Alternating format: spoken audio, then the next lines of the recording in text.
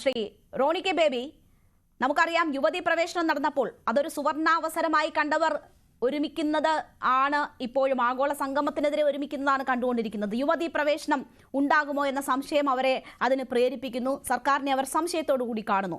അതിൻ്റെ ഒരു ഗുണഭോക്താവ് കോൺഗ്രസ് ആയിരുന്നു. അതിനുശേഷം വന്ന തെരഞ്ഞെടുപ്പുകളിൽ നിങ്ങൾ നേട്ടമുണ്ടാക്കിയതാണ്. നിങ്ങൾ അത് ഒരവസരമാക്കിയവരും തന്നെയാണ്. ഇപ്പോൾ ഈ ഉയരുന്ന സാഹചര്യങ്ങൾ എങ്ങനെയാണ് കോൺഗ്രസ് നോക്കിക്കാണുന്നത്? സർക്കാരിൻ്റെ ആഗോള സംഗമത്തിൽ നിങ്ങൾക്ക് സംശയമുണ്ടോ? ഉദ്ദേശശുദ്ധിയിൽ കുറുക്കൻ എത്രമാത്രം വെജിറ്റേറിയൻ ആണെന്ന് പറഞ്ഞാലും എല്ലാ കാലത്തും കുറുക്കന്റെ കണ്ണ് കോഴിക്കോട്ടിൽ തന്നെയായിരിക്കും. അതാണ് ഇവിടെ ഇപ്പോൾ ഈ സർക്കാരിന്റെ ഈ നിലപാട് ഇത്രമാത്രം ഇവിടെ ചോദ്യം ചെയ്യപ്പെടുന്നത്. ഇതിന്റെ ഉദ്ദേശശുദ്ധിയാണ് ഇവിടുത്തെ യഥാർത്ഥ പ്രശ്നം എന്ന് പറയുന്നത്. ഈ ആഗോള അയ്യപ്പ സംഗമത്തെ കുറിച്ച് കേട്ടപ്പോൾ എന്റെ ഓർമ്മ പെട്ടെന്ന് പോയത് തിരുപ്പതിയില് ചന്ദ്രബാബു നായിഡു ഇങ്ങനെ വലിയ ഭരണവിരുദ്ധ വികാരത്തിലൊക്കെ നിൽക്കുമ്പോൾ തിരുപ്പതിയില് അദ്ദേഹം ഇങ്ങനെ ഒരു ആഗോള തിരുപ്പതി ഭക്ത സംഗമം നടത്താൻ വേണ്ടി അദ്ദേഹം ഒരു ശ്രമം നടത്തിയുണ്ടായി, ഒരു നീക്കം നടത്തിയുണ്ടായി. അദ്ദേഹം ഇതിനു മുമ്പ് മുഖ്യമന്ത്രിയായിരുന്നു, ഇതിനു മുൻപ്. പക്ഷെ അന്ന് ഭക്ത ജനങ്ങളുടെയൊക്കെ വലിയ എതിർപ്പ് ഉണ്ടായതിനെ തുടർന്ന് അദ്ദേഹം ആ ഉദ്യമത്തിൽ നിന്നും പിന്നോട്ട് പോവുകയുണ്ടായി. ഇപ്പോൾ ആ കാര്യം തന്നെ ഇവിടെ സാക്ഷാൽ പിണറായി വിജയൻ സർക്കാർ ഇവിടെ നടപ്പാക്കാൻ ശ്രമിക്കുകയാണ്.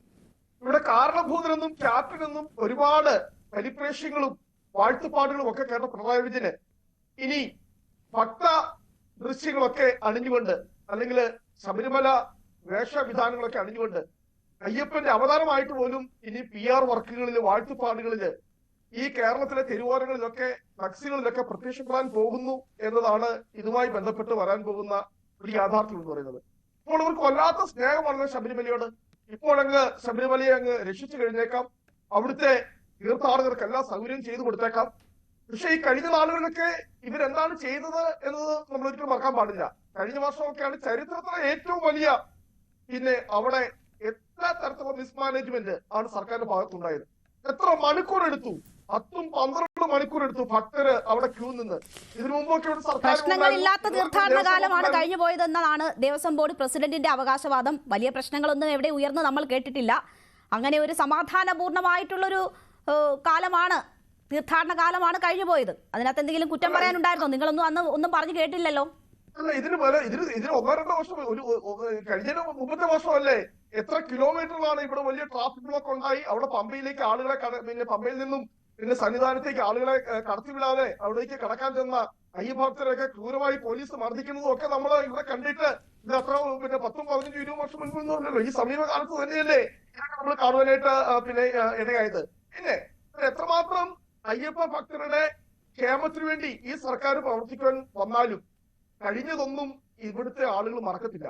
ആ സന്നിധാനത്ത് അല്ലെങ്കിൽ ആ പമ്പയുടെ മുറ്റത്ത് വീണ അവിടുത്തെ മഹാപുരോഹിതന്റെ ഭാര്യയുടെ കണ്ണുനീരിന്റെ ഒക്കെ കണക്കുകൾ പറയാതെ ഒന്നും ഈ സർക്കാരിന് അവിടെ അയ്യപ്പസ്വാമിയുടെ രക്ഷകനായിട്ടൊന്നും അവതരിക്കാനായിട്ട് കഴിയില്ല. കാരണം ഇതിന്റെ ഉദ്ദേശശുദ്ധിയാണ്. ഇപ്പൊ പറയുന്ന ദേവസ്വം ബോർഡിന്റെ 75ാം വാർഷികത്തോടനുബന്ധിച്ചാണ് അത്രേ തത്വമസി എന്ന പേരിൽ അവിടെ വലിയ പ്രോഗ്രാം സംഘടിപ്പിക്കാൻ പോകുന്നത്.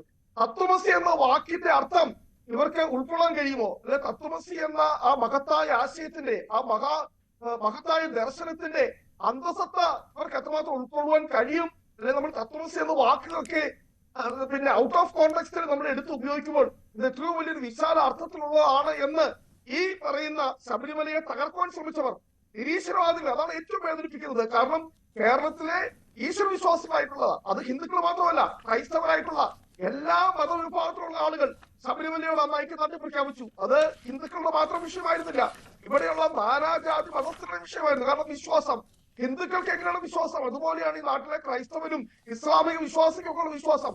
ഒരാളുടെ വിശ്വാസത്തിൽ സർക്കാർ കൈവെക്കുമ്പോൾ അത് മറ്റുള്ളത് എല്ലാവരുടെയും വിശ്വാസത്തിലാണ്. അപ്പോൾ ആ ശബരിമല മൂവ്മെന്റ് എന്ന് പറയുന്നത് ശബരിമലയെ രക്ഷിക്കാൻ വേണ്ടി, ശബരിമലയെ തകർക്കുവാൻ വേണ്ടി വന്നപ്പോൾ എന്തായിരുന്നു?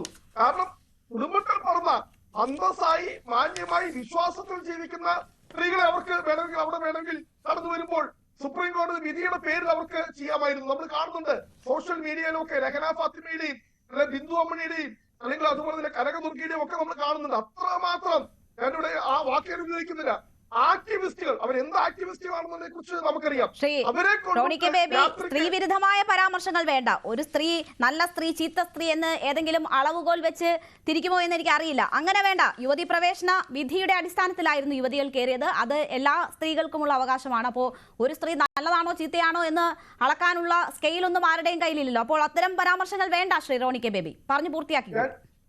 ഞാൻ പൊതുസമൂഹത്തിന്റെ, കാരണം ആക്ടിവിസ്റ്റുകൾ എന്താണ് ഇൻവെർട്ടഡ് കോമേഴ്സിൽ എന്ത് ആക്ടിവിസ്റ്റുകളാണെന്നുള്ളത് കേരളത്തിലെ പൊതുസമൂഹം വളരെ വ്യാപകമായി തന്നെ ചർച്ച ചെയ്തതാണ്, വിമർശിച്ചതാണ്. ഇത് എന്റെ മാത്രം ആദ്യത്തെ പരാമർശമല്ല. അങ്ങനെ ഒരു സ്ത്രീവിരുദ്ധ പരാമർശം എന്റെ ഭാഗത്ത് നിന്ന് അറിഞ്ഞോ അറിയാതുണ്ടെങ്കിൽ ഞാനിവിടെ ക്ഷമ ചോദിക്കാൻ വേണ്ടി ഞാൻ തയ്യാറാണ്. പക്ഷെ എന്തായിരുന്നു പൊതുസമൂഹത്തിന്റെ വികാരം? എന്റെ മാത്രം ഒരു വികാരമല്ല, പൊതുസമൂഹത്തിന്റെ വികാരം എന്തായിരുന്നു ആ സ്ത്രീകളെ കുറിച്ചുള്ളത് എന്നതിനെ കുറിച്ച് മാത്രം ചൂണ്ടിക്കാണിക്കാൻ വേണ്ടിയാണ് ഞാനിവിടെ ആ കാര്യം പറഞ്ഞത്. പക്ഷെ അങ്ങനെയെങ്കിൽ ഇതിന്റെ ഉദ്ദേശശുദ്ധി ഇവിടെ ബഹുമാനപ്പെട്ട ജനീഷ് കുമാർ MLA അദ്ദേഹം പറഞ്ഞ അദ്ദേഹത്തിന്റെ വാക്കുകൾ ആത്മാർത്ഥമാണെങ്കിൽ നിങ്ങൾ ഇതിനകത്ത് വളരെ സത്യസന്ധമായ ഉദ്ദേശമാണ് നിങ്ങളുണ്ടെങ്കിൽ ആദ്യം ആ വിഷയത്തിൽ മാപ്പ് പറയണം. ഇവിടെ ബഹുമാനപ്പെട്ട രാഹുൽ ഈശ്വർ പറഞ്ഞ എത്ര ആളുകൾ, നൂറുകണക്കിന് ആളുകളാണ് ഇപ്പോഴും കേസും കണ്ണീരും കയ്യായുമായിട്ട് അവിടെ നടക്കുന്നത്. അങ്ങനെ അത്തരം ആളുകൾക്കെതിരെയുള്ള കേസുകൾ പിൻവലിക്കണം. ഇവിടുത്തെ അയ്യപ്പ ഭക്തരെ മുറിവേൽപ്പിച്ചതിന്റെ പേരിൽ മാപ്പ് ചോദിക്കാൻ തയ്യാറാണ്. എന്നിട്ട് വേണം ഇവിടെ ഈ ശബരിമലയുടെ പേരിൽ ഈ നടക്കാൻ പോകുന്ന പിന്നെ ഇതുപോലുള്ള വലിയ മാമാങ്കങ്ങൾ. ഒരു കാര്യം പറയാനുണ്ട്. ഇവിടെ ശബരിമല പേരിൽ നടക്കുകയാണെങ്കിൽ നിങ്ങൾ ഇവിടെ എറണാകുളപ്പുഴ ഹിന്ദുമത കൺവെൻഷനും ആരാമൻ കൺവെൻഷനും അതുപോലെ ഈയിടെയായിരുന്നു സമസ്തയുടെ 100ാം വാർഷികം. ഏതെക്കാളും എസ് കൊണ്ടുവരാൻ പോയ ഒരു ന്യൂനപക്ഷകാരി മന്ത്രിയുണ്ട്. അതിന് ക്ഷീണമൊക്കെ മാർക്കാം. സമസ്തയുടെ 100ാം വാർഷികമാണ്. അതൊക്കെ ഈ സർക്കാർ ഏറ്റെടുത്ത് നടത്തുന്നതായിരിക്കും നല്ലത് എന്നുകൂടി ഇവിടെ ശ്രീ ജനീഷ് കുമാർ